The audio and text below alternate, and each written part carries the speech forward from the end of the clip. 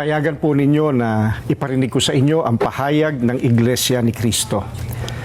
Mula nang magsagawa ng Rally for Transparency, Accountability, Justice and Peace ang Iglesia ni Cristo noong November 16 to 17, 2025, patuloy kaming naghihintay kung paano tutugunan ng gobyerno ang malawak na katiwalian na naganap sa ating bansa.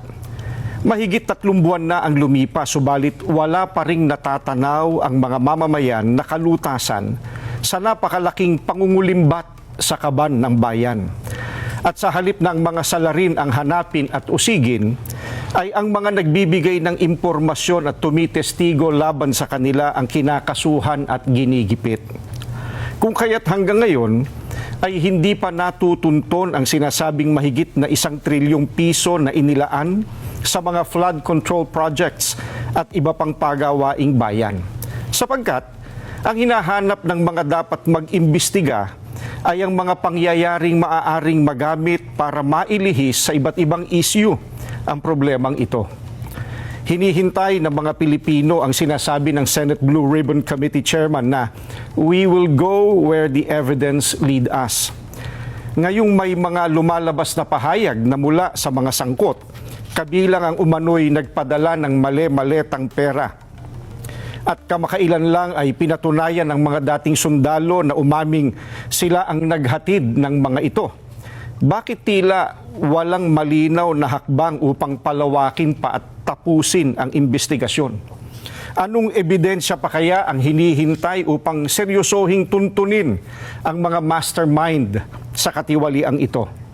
May mga pahayag din na ang paglitaw ng mga dating sundalo ay bahagi ng isang destabilization plot.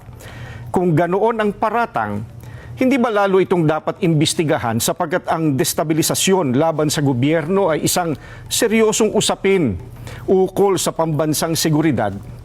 Bukod dito, ang malawakang bahagi ng inihayag ng mga dating sundalo ay tuwiran pa namang may kaugnayan sa naganap na paglimas sa salapi ng bayan.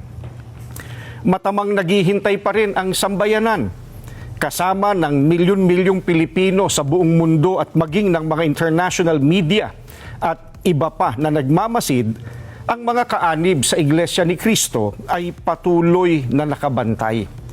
Maling isipin na nalilimutan na ng mga Pilipino ang isyong ito sapagkat ang pondong pinag-uusapan ay mula sa buwis at pawis ng mga mamamayan.